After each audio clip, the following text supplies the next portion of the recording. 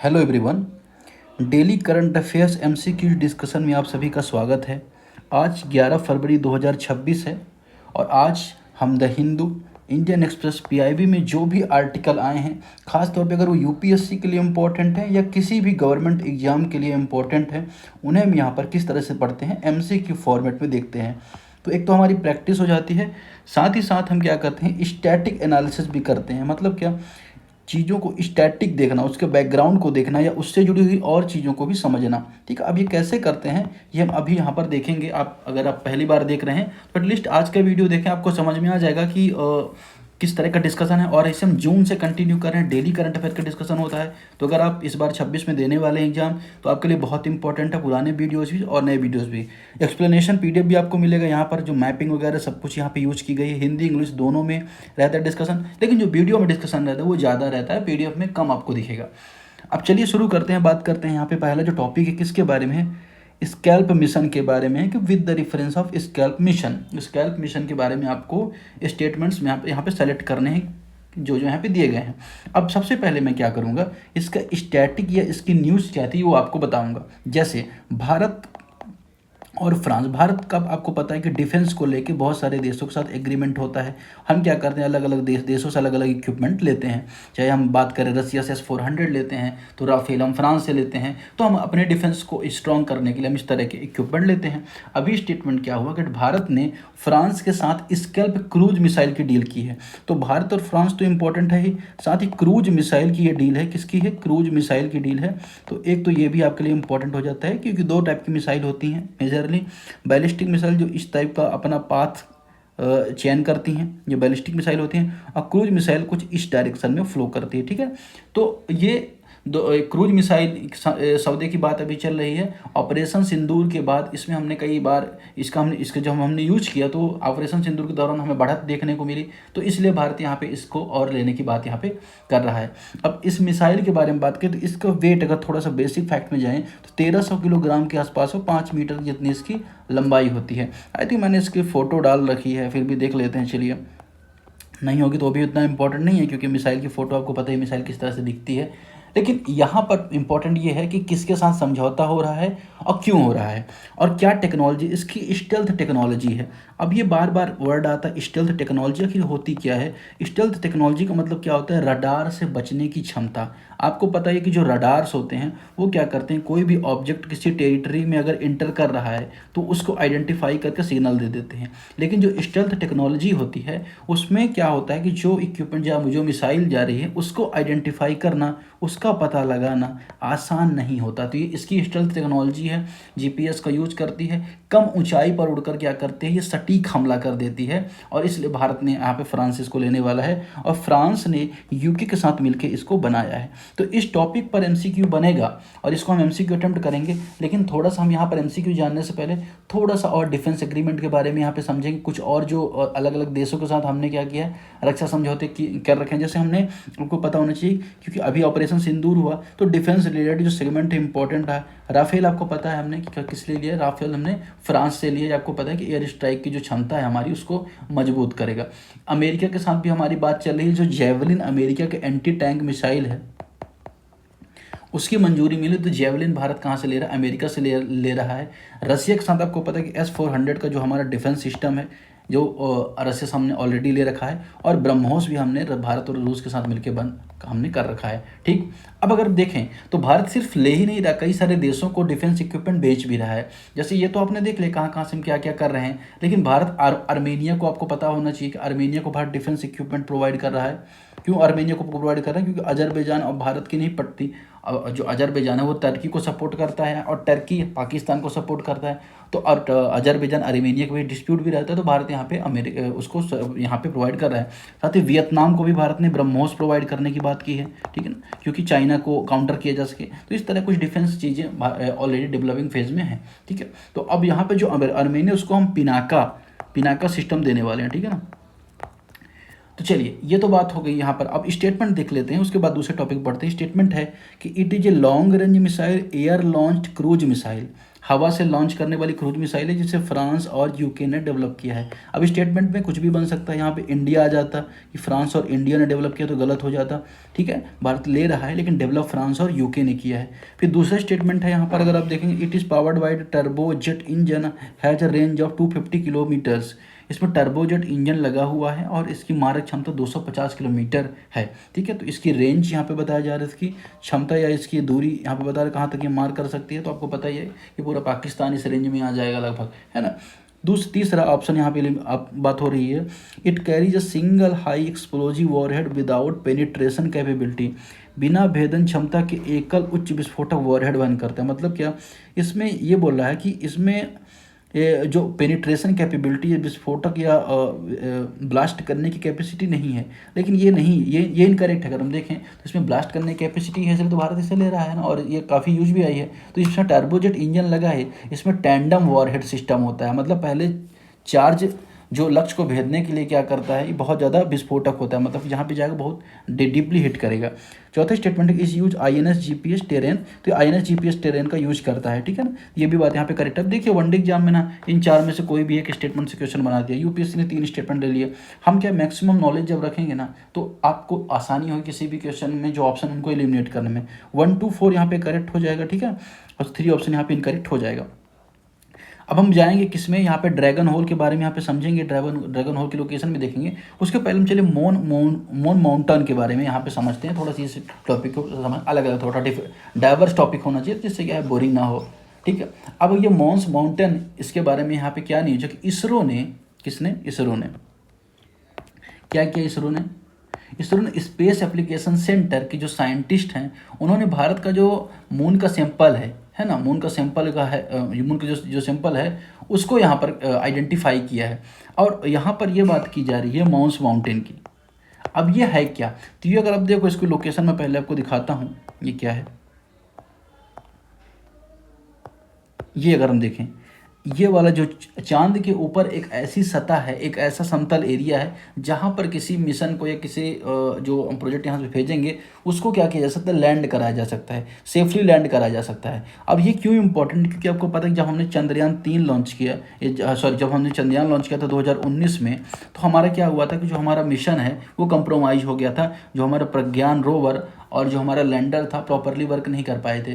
तो क्योंकि उनकी सॉफ्ट लैंडिंग नहीं हो पाई थी, इस वजह से भारत भी यहाँ पे लगातार यहाँ पे प्रयास इस तरह से कर रहा था कि इस तरह के रीजन को आइडेंटिफाई किया जाए। अब अगर हम बात करें तो जो हमारा चंद्रयान 4 मिशन होने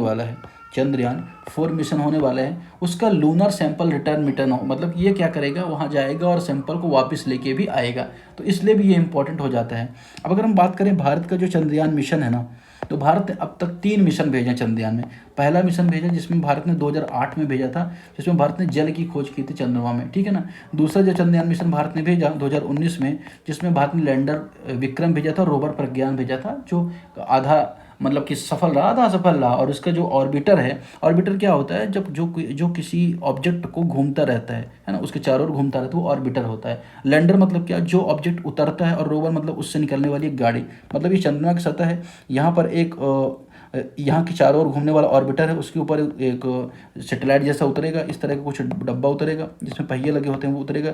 फिर इसमें से निकलेगा एक रोवर जो यहाँ पे सैंपल कलेक्ट करेगा। फिर चंद्रयान 3 भारत ने कब भेजा, 2023 में भेजा। जब भारत ने 2023 में चंद्रयान भेजा तो भारत पहली बार क्या किया, उसने उसको लैंड करवाया साउथ पोल में चंद्रमा के। ठीक है ना। उसमें भारत में ऑक्सीजन और सल्फर जैसे चीज़ें खोज की। अब अगला मिशन भारत का चंद्रयान 4 है, लेकिन सिर्फ भारत नहीं, अन्य देश भी इसके प्रयास में लगे। जैसे अपोलो मिशन आपके लिए जानना इंपॉर्टेंट हो जाता है कि अपोलो मिशन किसका है। अपोलो मिशन अगर आप देखो चंद्रमा संबंधित है, और ये किसका मिशन है, नासा का मिशन है। ठीक है ना, नासा का मिशन है। अब इसी अपोलो मिशन को, जिसमें नील आर्मस्ट्रांग गए थे अपोलो 11 में, चंद्रमा पर पैर रखने वाले पहले व्यक्ति थे। फिर इसके अलावा एक और मिशन इंपॉर्टेंट है जो चंद्रमा संबंधित है, जिसको क्या कहा जाता है, आर्टेमिस प्रोग्राम बेसिकली, जिसमें पर्पज है कि 2026 तक फिर से क्या करना है, इंसानों को भेजना है चंद्रमा में। तो ये भी इसरो का प्रोग्राम है। इसके अलावा रूस के भी कुछ प्रोग्राम है। अगर हम बात करें रूस के किस तरह के प्रोग्राम है, लूना मिशन के बारे में आपने सुना होगा, जैसे लूना 2 1959 में रसिया ने भेजा था। फिर लूना 9, लूना 24। तो लूना जो मिशन है वो रसिया का है मून के लिए। मतलब आप देखिए, नासा अपोलो मिशन और आर्टेमिस मिशन यूएस का हो गया, चंद्रयान मिशन भारत का हो गया, लूना मिशन रसिया का हो गया, और जो चाइना का मिशन है उसे क्या कहा जाता है, चांग ई। तो चांग ई जो नाम की जो मिशन होते हैं ना, चांग ई 3, चांग ई 4, चांग ई 5, चांग ई 6, वो चाइना के मिशन होते हैं। किसके लिए, मून के लिए, ठीक है ना। तो चांग ई 6 लॉन्च होने वाला है। ऑलरेडी चाइना जो सैंपल लेकर वापस आने वाला मिशन उसने लॉन्च कर दिया है। फिर जापान का इसी तरह के एक मिशन है मून को लेके, तो उसे क्या कहा जाता है, सेलेन। सेलेन मिशन किसका है, जापान का है, ठीक है ना। ये चांद के लिए एक ऑर्बिटर है, सेलेन है। एक क्या कहा जाता है, इसे स्लिम मिशन भी कहा जाता है। ये किसका है, जापान का। फिर यूरोपियन यूनियन का स्मार्ट वन मिशन है, स्मार्ट वन मिशन किसका है, यूरोपियन यूनियन का है, ठीक। फिर अगर हम बात करें दनूरी ऑर्बिटर साउथ कोरिया का है। तो इस तरह से जो अपोलो है, आर्टेमिस है, रूस का लूना है, और चांगी चाइना का, ये चारों मिशन इंपॉर्टेंट है, मून से संबंधित, आप यहाँ पे याद रखिएगा। स्टेटमेंट है कि यह माउंटेन है जो वो साउथ पोल में है, चंद्रमा के, करेक्ट है। दूसरा, it lies on the rim of south pole एकेटन बेसिन, साउथ पोल एकेटन बेसिन के किनारे स्थित है, यह भी करेक्ट है। इसका नाम भारतीय अंतरिक्ष वैज्ञानिक के नाम पर रखा गया है। अब ये स्टेटमेंट करेक्ट है या नहीं आपको यहाँ पे बताना है। चौथा, it received prolong sunlight making it favourable landing mission. अब इसमें हमेशा लगभग ऑलमोस्ट जो क्या होता है, सूर्य का प्रकाश मिलता रहता है लंबे समय तक, जिस वजह से यहाँ पे आसानी से इसमें लैंड करवाया जा सकता है। इन चारों में से कौन से स्टेटमेंट यहाँ पे करेक्ट होगा आपको यहाँ पे बताना है। तो इसका सही आंसर क्या हो जाएगा, सही आंसर हो जाएगा 1, 2 एंड 3, ठीक है ना। जो तीसरा ऑप्शन यहाँ पे इनकरेक्ट हो जाएगा, क्योंकि इसका नाम मेलबा राय माउंटेन के नाम पर रखा गया। नासा के साइंटिस्ट थे मेलबा राय माउंटेन, उनके नाम पर, ना कि भारत के वैज्ञानिक के नाम पर। तो ये आपको थोड़ा सा याद रखना है। पहला जो क्वेश्चन था ना, इसका सही आंसर तो ए हो गया। पहला जो क्वेश्चन था उसमें हमने यहाँ पे फोटो डिस्कस नहीं की थी, यहाँ पे हमने ऑलरेडी इसके संबंध में भारत की जो अलग अलग मिसाइल हैं कि क्या क्षमता है, इसको हमने यहाँ पे लगा रखा है। जैसे प्रहार की क्षमता अगर आप देखोगे, है ना, तो प्रहार की कितनी क्षमता है, इसके लिए जो ब्रह्मोस है उसकी कितनी क्षमता है, पृथ्वी जो मिसाइल अग्नि सीरीज है उनकी क्या क्षमता, तो इसको हमने ऑलरेडी पीडीएफ में लगा रखी, इसको आप यहाँ से देख लीजिएगा, ठीक है। तो चलिए आगे बढ़ते हैं, दूसरे क्वेश्चन को यहाँ पे देख लेते हैं। दूसरा क्वेश्चन किसके बारे में है, ड्रैगन होल के बारे में। ड्रैगन होल की फोटो पहले आप देखिए, यहाँ पर अगर आप देखेंगे कहाँ पर देखा गया है ड्रैगन, जिसे नर्क का द्वार कहा जाता है, ये यहाँ पे देखा गया है ड्रैगन होल, ठीक है ना। अब ये लोकेशन अगर आप देखोगे तो ऑस्ट्रेलिया रीजन, इंडोनेशिया के आसपास इस कहीं रीजन में, अगर आप देखो इस कहीं रीजन में देखा गया है, ठीक है। अब इस रीजन में देखा गया है, तो इस रीजन के में थोड़ा सा आप समझ लीजिए। जैसे अगर आप देखेंगे, मैं बहुत पतला सा एक पेन ले लेता हूँ। अगर आप देखिए यहाँ पर इंपॉर्टेंट जो लोकेशन कंट्रीज की देख लीजिए इंपॉर्टेंट, जैसे ये वाली स्टेट मलक्का स्टेट कहा जाता है, जहाँ पर आप देखो इंडियन ओशन ये साउथ चाइना सी से क्या करता है, कनेक्ट करता है। फिर उसके अलावा अगर कौन कौन से देश अगर आप देखोगे, तो ये वाला जो सबसे बड़ा आइलैंड, इसे बोर्नियो आइलैंड कहा जाता है। इसमें ब्रुनेई कंट्री है, इंडोनेशिया का भी कुछ पार्ट है यहाँ पे। फिर अगर आप देखोगे तो ये वाला जो ईस्टर्न जो पार्ट होता है वो वियतनाम कहलाता है, जो चाइना जो ये ईस्टर्न पार्ट कहलाता है। फिर अगर आप देखोगे यहाँ पे लाओस है। लाओस किस तरह की कंट्री है, तो लाओस एशिया की लैंड लॉक्ड कंट्री है। कैसी है, land lock, south east Asia की लैंड लॉक्ड कंट्री है।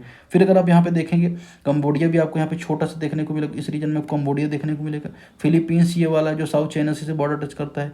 इंडोनेशिया अगर आप देखेंगे, पापुआ न्यू गिनी ये कंट्री है, ऑस्ट्रेलिया ये है, ठीक है, न्यूजीलैंड ये है। तो ये सब रीजन इंपॉर्टेंट रहे हैं, इनको थोड़ा सा आप यहाँ पे याद रखिए कि जापान में होकुडू, होन्शु, शिकोकू के फिर 4 आइलैंड का ग्रुप है, ठीक है ना। और ये वाला रीजन अगर आप देखोगे पूरा इंडो पैसिफिक कहलाता है, जिसमें इंडियन ओशियन और प्रशांत महासागर आते हैं, ठीक है।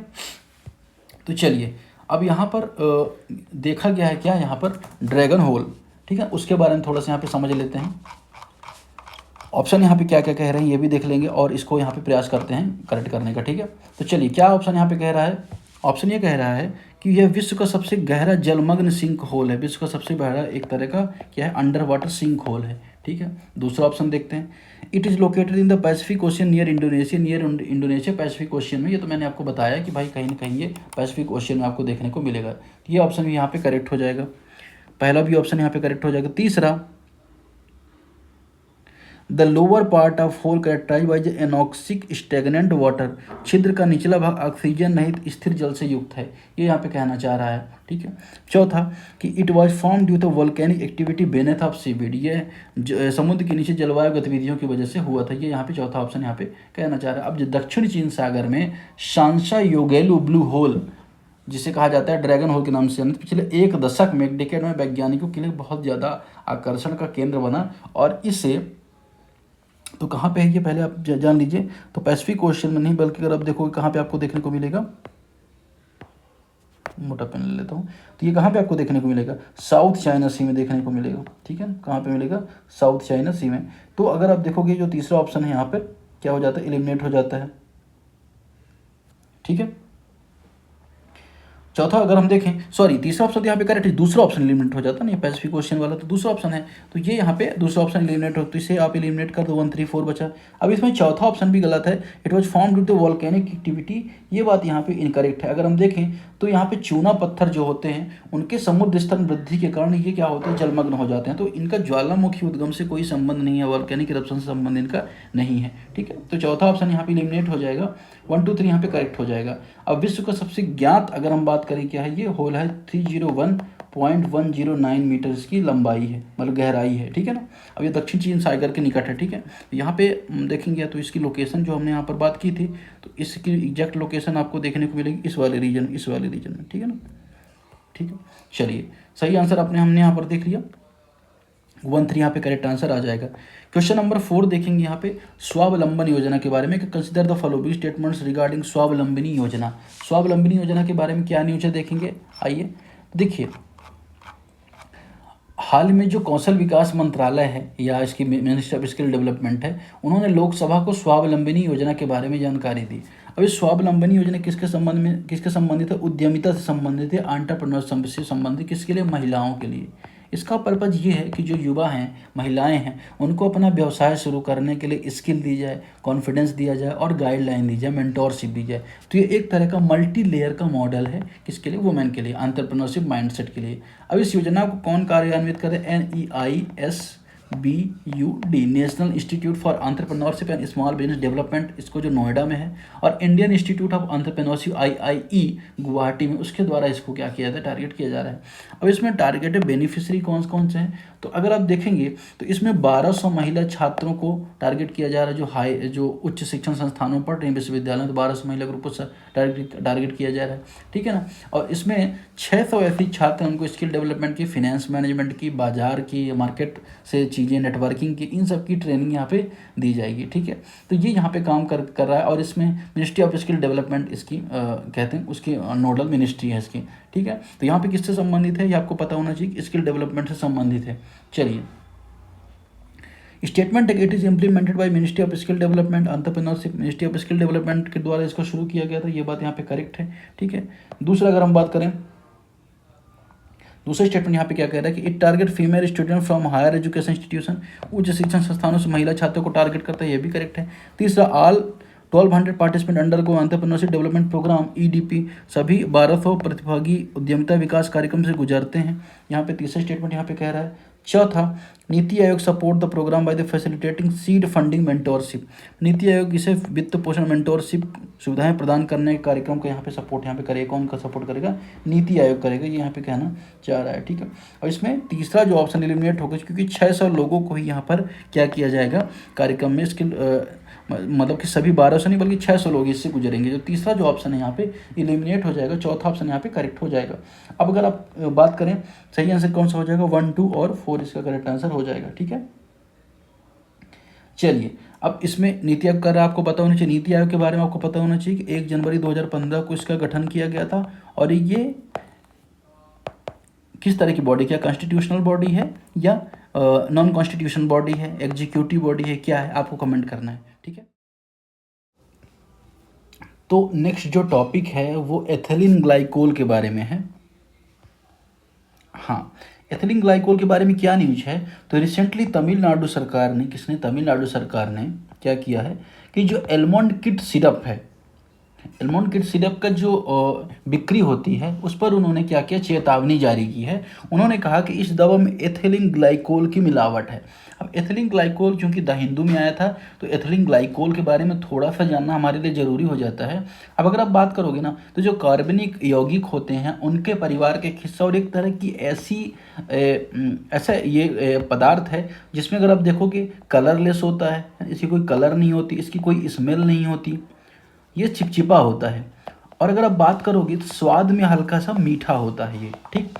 पानी और अल्कोहल में आसानी से घुल जाते हैं, इसलिए इसका पता लगाना जल्दी आसान नहीं होता, ठीक है। और ये इवेपोरेट भी जल्दी नहीं होता, लेकिन जैसे ही हमारी बॉडी में जाता है तो बॉडी में जाके क्या करता है, टॉक्सिक मेटाबोलिटीज क्रिएट करता है, मतलब कि जो हमारे शरीर में पाचन तंत्र है उसको नुकसान पहुंचाता है और आगे चल के मृत्यु का भी कारण बन सकता है, हमारे नर्वस सिस्टम को या हमारे लंग्स को या हमारी किडनी को डैमेज कर सकता है एथिलीन ग्लाइकोल। इस वजह से ये न्यूज़ में था। अब यहाँ पर देखते हैं कुछ इसके एमसीक्यूज है, तो ऑप्शन देख लेते हैं। It is colourless, odourless, slightly विसियस, थोड़ा चिपचिपा होता है, रंगहीन गंधहीन होता है, करेक्ट है। इट इवेपोरेट क्विकली, ये जल्दी से इवेपोरेट हो जाता है रूम टेम्परेचर पर, नहीं ये जल्दी इवेपोरेट नहीं होता। इवेपोरेशन मतलब क्या होता है कि जो पदार्थ होता है उसका ऊपर हवा में मिल जाना, अगर हम बात करें वाष्पीकृत हो जाना, उसमें अलग हो जाना, उसके एलिमेंट का अलग हो जाना, तो ये जल्दी से क्या होता है, वाष्पीकृत नहीं होता है। तीसरा, it used anti freezing hydraulic breaks, इसका उपयोग एंटी फ्रीजिंग हाइड्रोलिक ब्रेक्स में होता है, ये बात यहाँ पे करेक्ट है। जो गाड़ी वाहन होते हैं, हवाई जहाज होते हैं, या अगर हम बात करें जो नाव वगैरह होती है उसमें इसका उपयोग किया जाता है हाइड्रोलिक ब्रेक फ्यूल की तरह, ठीक है। तो ये चीज़ थोड़ा सा आपको यहाँ पे याद रखनी है। अब दवा में जो मिलाया जा रहा है ना, तो इस वजह से काफ़ी खतरनाक हो रहा है। जहरीले कप सिरप कैसे का ये सामने आए गुणवत्ता, जब उसे क्वालिटी एनालिसिस किया गया तो इस वजह से न्यूज़ में था। It's metabolism process toxic substance harmful, ठीक है। तो 134 यहाँ पे करेक्ट हो जाएगा। इसका जो मानव शरीर को हानिकारक पदार्थ उत्पन्न कर सकते हैं, करेक्ट है। यहाँ पे 134 करेक्ट आंसर हो जाएगा। चौथा ऑप्शन यहाँ पे किसके बारे में, with the reference of mangrove clam के बारे में है। मैंग्रोव क्लैम के बारे में क्या न्यूज़ है, तो हाल में जो ICAR है, Indian council of agriculture and research है, उसके central marine fishery research institute CMFRI ने ICAR, Indian council of agriculture research, जिसको 1929 में इस्टेब्लिश किया गया था, उसका एक विंग है CMFRI। उसने मैंग्रोव क्लैम की कैप्टिव ब्रीडिंग में उपलब्धि हासिल की है। मतलब कि मैंग्रोव क्लैम को क्या किया, कैप्टिव ब्रीडिंग मतलब एक कंडीशन में उन्होंने उसको उगाया एक तरह से, अगर आप देखोगे तो ये न्यूज़ में आ गया। अब मैंग्रोव क्लैम के बारे में ऑप्शन क्या, it is a burrowing wild found in mangrove ecosystem, एक बिल बनाने वाला एक बाइवल्वे होता है, एक प्रजाति होती है, ठीक है। तो ये जो मैंग्रोव क्लैम होता है ना, इसे मड क्लैम बोला जाता है। नॉर्थ केरला में आपको देखने को मिलेगा, ठीक। अब ये आपको देखने को मिलेगा पूरे, वैसे तो हालांकि इसका जो विस्तार है पूरे इंडो पैसिफिक रीजन में होता है, लेकिन यहाँ पे इसका विस्तार केरला में, इंडिया में आप केरला के नॉर्थ वाले रीजन में देखने को मिलेगा, ठीक है। अब अगर हम बात करें, ये एक तरह का फिल्टर फीडर टाइप का स्पीसीज है। ये क्या करता है कि जो न्यूट्रिशन साइकिल में इंपॉर्टेंट होता है, खासतौर पे कोस्टल रीजन में, और जो मैंग्रोव इकोसिस्टम होता है ना, उसको मजबूत करने के लिए इंपॉर्टेंट होता है। अब इससे क्या होता है कि जो कोस्टल रीजन में फूड सिक्योरिटी है, सस्टेनेबिलिटी, उसके लिए भी इंपॉर्टेंट हो जाता है। तो इसको अभी क्या किया है, Indian council of agriculture research ने क्या किया है, इस पर कैप्टिव ब्रीडिंग में इन्होंने सफलता इस पर हासिल की है। It is A filter feeder, ये फिल्टर फीडर है, ये बात यहाँ पे करेक्ट है। दूसरा, ये इंडेमिक है, दूसरा ऑप्शन ये है, तीसरा ये, चौथा ये है, ठीक है। ये इंडेमिक है, मतलब क्या है, it only in India, Indian coast है, केवल भारत के तटों पर पाया जाता है। तो मैंने आपको बताया इंडो पैसिफिक रीजन में, तो सिर्फ ऐसा तो नहीं हो कि इंडियन कोस्ट में, इंडो पैसिफिक बहुत सारे क्षेत्र आ जाते हैं। हमने यहाँ पर इंडो पैसिफिक का पूरा मैप ही देखा था, अगर आप देखेंगे फिर से देख लेते हैं, तो ये पूरे देश आ जाते हैं इंडो पैसिफिक में, तो हर जगह आपको देखने को मिलेगा। तो पर्टिकुलरली ऐसा हो कि सिर्फ भारत में है, ऐसी बात नहीं है। तो चौथे स्टेटमेंट है, it plays the role nutrition cycling sediment stabilisation, या पोषण तत्व पुनर्चक्रण अवसाद स्थिरीकरण में परिस्थिति की भूमिका निभाता है। तो 1, 2 और 4 स्टेटमेंट करेक्ट हो जाएगा, सॉरी 1, 3 कहाँ गया, हाँ 1 to 4 करेक्ट स्टेटमेंट हो जाएगा। दूसरा जो ऑप्शन है, सॉरी ये वाला जो ऑप्शन, तीसरा ऑप्शन एलिमिनेट हो जाएगा। सिर्फ भारत के तट पर नहीं और जगह भी पाया जाता है। इरिट्रिया न्यूज में था, तो इरिट्रिया की सबसे पहले मैप देखते हैं। आप ये देखिए, ये आप हॉर्न ऑफ अफ्रीका में आप ये रीजन देखते हैं, ये वाला जो रीजन वो हॉर्न ऑफ अफ्रीका का, अफ्रीका के सींग बोला जाता है। इसमें कौन कौन से देश आते हैं, ये इरिट्रिया हो गया यहाँ पे, ये इथियोपिया होगी, सोमालिया हो गया, जिबूती हो गया। तो 4 देश आते हैं। इथियोपिया, इरिट्रिया आपको यहाँ पे देखने को मिलेगा। अगर इसको हट मिटाते हैं तो आप इसको बॉर्डर देखेंगे, तो नॉर्थ में सूडान से बॉर्डर टच करता है, और साउथ में इथियोपिया से बॉर्डर लगाता है, और ये रेड सी से भी बॉर्डर टच करता है। इसका रेड सी के कोस्टल में पड़ता है। तो इसकी एक तो लोकेशन आपके लिए इंपॉर्टेंट हो जाती है। ये गल्फ ऑफ अदन और रेड सी के बीच में बाब अलमंदेव स्टेट है। हमने ऑलरेडी एक वीडियो पूरा देख रखा है इस स्टेट के संबंध में, मतलब कि बेसिकली जितनी भी स्टेट है उसका हमने कंप्लीट वीडियो बना रखा है। तो ये हॉर्न ऑफ अफ्रीका में रीजन में आता है। अब न्यूज़ में क्यों था मैं आपको बताऊँ। इथियोपिया के जो पड़ोसी थे, इरिट्रिया को आदेश दिया इसने, मतलब ये बड़ा देश है, तो इसने इसको ऑर्डर दिया है कि भाई तुम्हारी जो सेना है इथियोपियाई एरिया में जो घुसी हुई है इस वाले रीजन में, यहाँ से इसको बाहर निकाल दो, नहीं तो हम तुम्हें बाहर निकाल देंगे, ठीक है। तो ये कॉन्फ्लिक्ट थोड़ा सा हुआ। कल हमने यहाँ पे एक रीजन को यहाँ पे कल हमने ऑलरेडी डिस्कस किया था। तो इरिट्रिया यहाँ पे न्यूज़ में आ गया। अब इरिट्रिया हॉर्न ऑफ अफ्रीका का पार्ट है, ये करेक्ट है पहले स्टेटमेंट। दूसरा, it has coastal line Red Sea, Red Sea को लेकर तटीय रेखा, ये भी करेक्ट है। तीसरा, mount Emba Soira highest peak है, इसकी एडिशनल ये कंटेंट फैक्ट है। तो अगर हम बात करें तो ये भी statement correct, it is landlocked, ये ऑप्शन यहाँ पे इनकरेक्ट है। लैंडलॉक्ड कैसे होगा, मैंने आपको बताया कि ये किससे, रेड सी से ऑलरेडी बॉर्डर करता है, तो लैंडलॉक्ड नहीं है। 1 2 3 यहाँ पे करेक्ट आंसर हो जाएगा। आगे बढ़ते हैं नेक्स्ट क्वेश्चन की तरफ, ज़्यादा इसमें इंपॉर्टेंट नहीं है, हमने लोकेशन देख ली। माउंट एम्बा सोइरा इसकी सबसे ऊंची चोटी है। बरका रिवर, मेरेब रिवर, इस टाइप की रिवर है, लेकिन इतना इंपॉर्टेंट नहीं है। अब ये नेचुरली बहुत इंपॉर्टेंट है, कॉपर है, पोटास, जिंक वगैरह भी यहाँ पे पाए जाते हैं, इसलिए भारत ने भी इसके साथ संबंध बना रखे हैं। ठीक है, तो बहुत सारे देशों का आपको यहाँ पे रिलेशन देखने को ही मिलेंगे।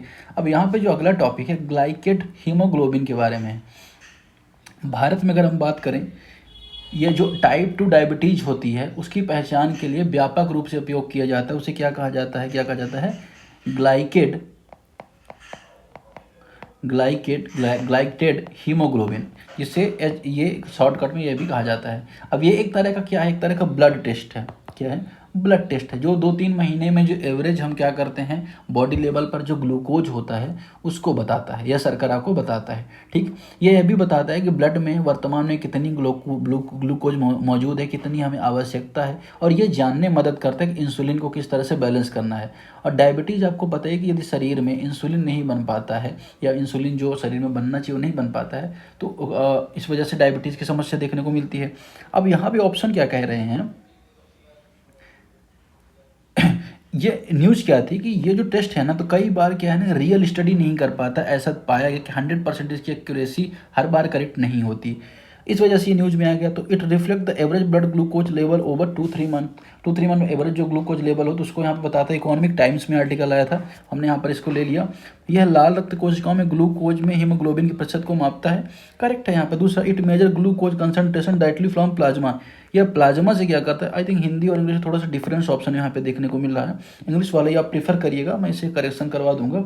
अगर हम बात करें यहाँ पर स्टेटमेंट में, तो स्टेटमेंट यह कह रहा है कि it measure glucose concentration directly from plasma से क्या करते हैं, ग्लूकोज के स्तर को मापता है, ये स्टेटमेंट यहाँ पे कह रहा है।